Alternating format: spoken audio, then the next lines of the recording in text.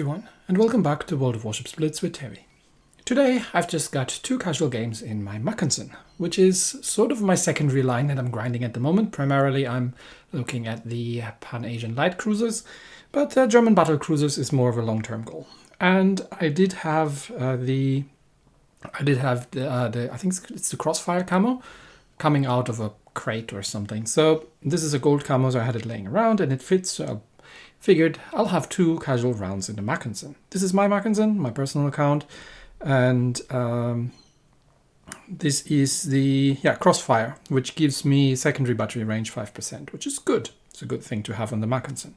Other than that, it's the Tier 6 German battle cruiser. I obviously have the secondary battery modification, and I'm actually using the concealment here for the surprise factor and just to get used to playing with concealment. In Tier 6 it's not quite necessary yet, but in higher tiers you certainly definitely want that. But yeah, the special German secondary battery mode 2 for extended range and dispersion. And I am actually training a just regular commander at this point on that line, because I don't have the I don't have the correct legendary commander to be used. And Von Hipper is already busy on the battleships. So there we have it. 2 rounds in the Mackensen. A very, very good Tier 6 battle cruiser.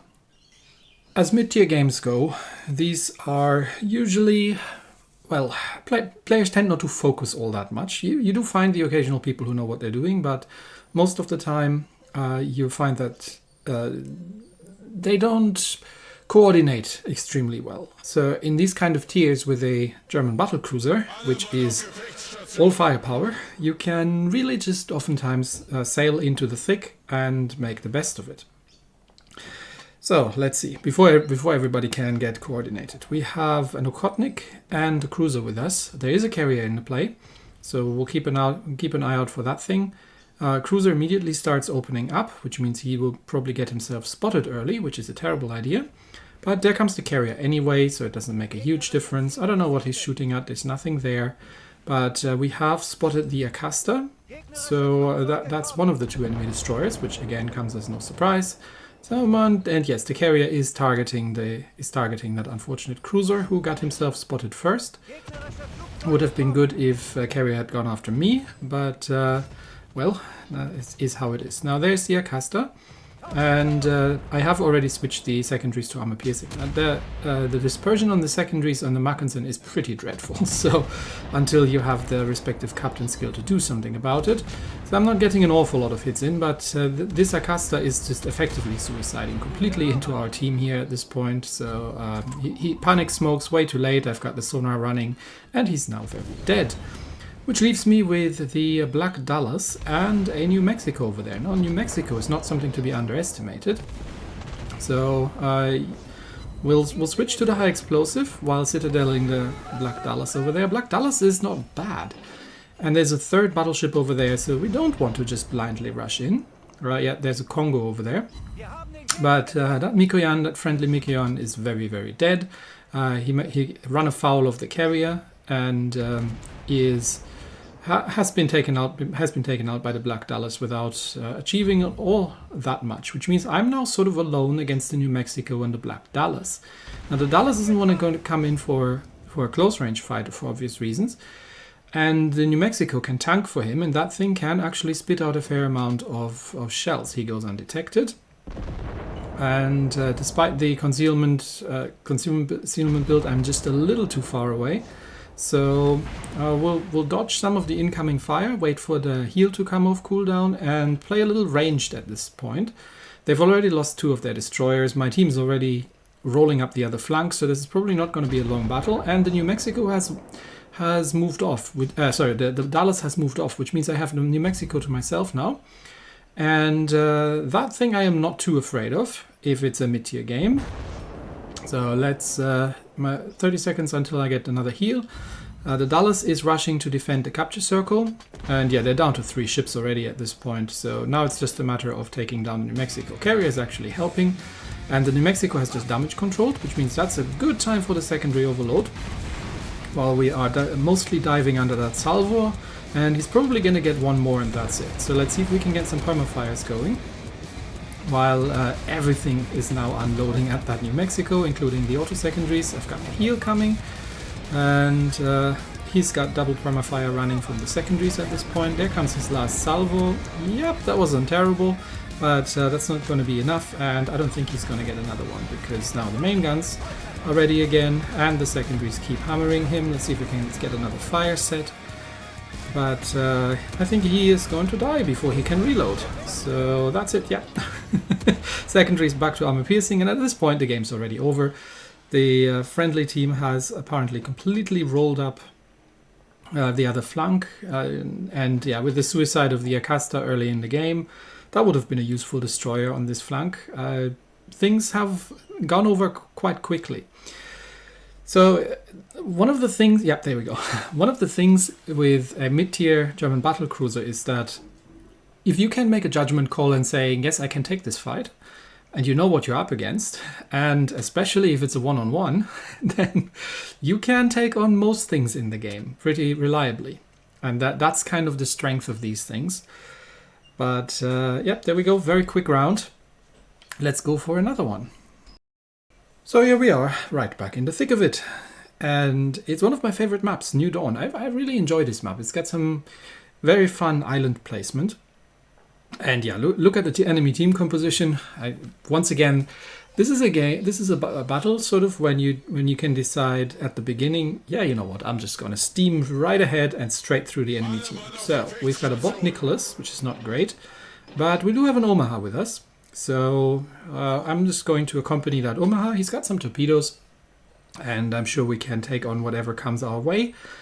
Now let's see what the carrier is getting himself up to and what the rest of my team is doing. But plan is, and this is, by the way, something I can really recommend doing when you're a new player, sort of think ahead where you want to go. So I know that there are going to be 1, 2, maybe 3 ships coming in behind that island. Okay, there's a bot Farragut, there is a battleship, I haven't paid attention what that was.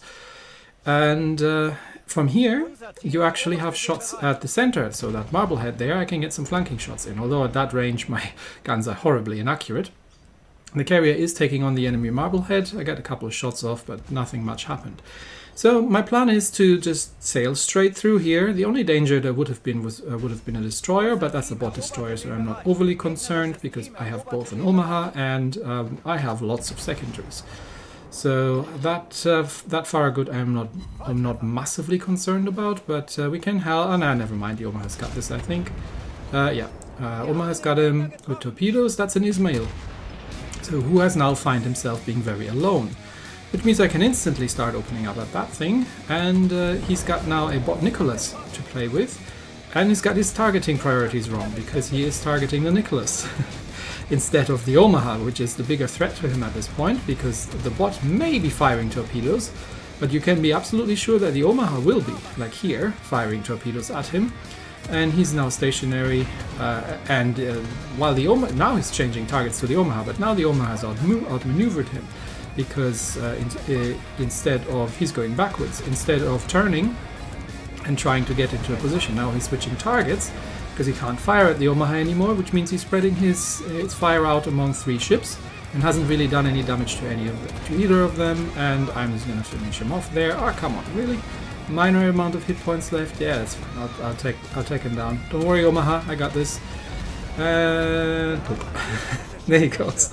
Alright, what's left? So Marblehead is still alive, going after the carrier, but the carrier is also now getting attacked by the enemy destroyer.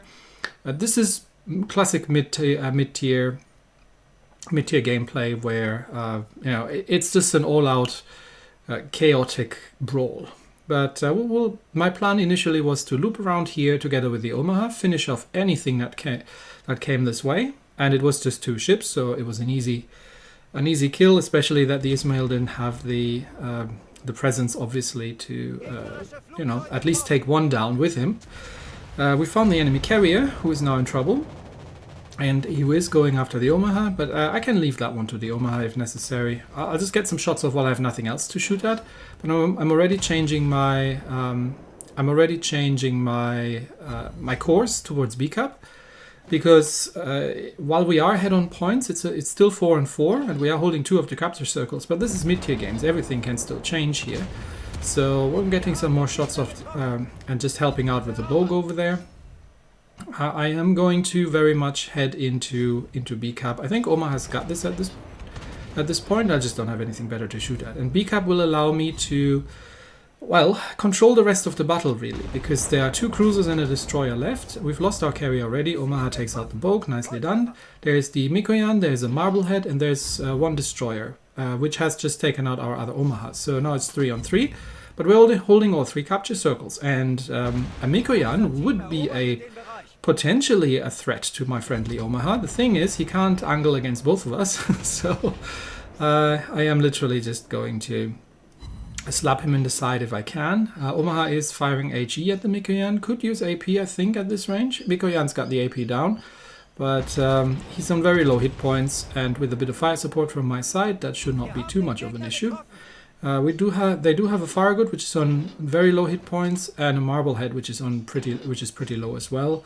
I don't know what our battleship's looking like, but I think we've got the points lead at this point. Yeah, West Virginia takes out the Marblehead, and that should take care of the... Oh, it's the full health West Virginia. Okay.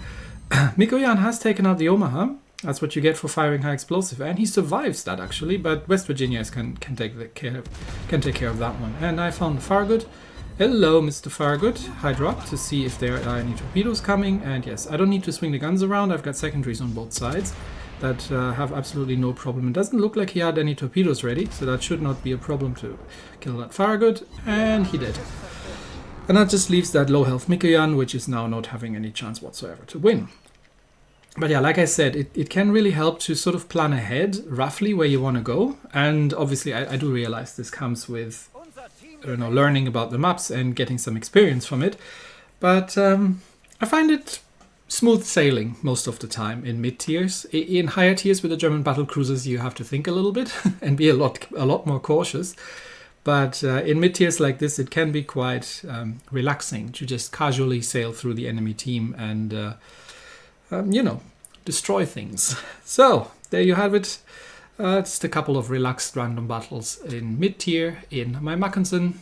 Not my primary grind focus, but that's it for me today. Thanks everybody, and I will see you next time. Bye bye.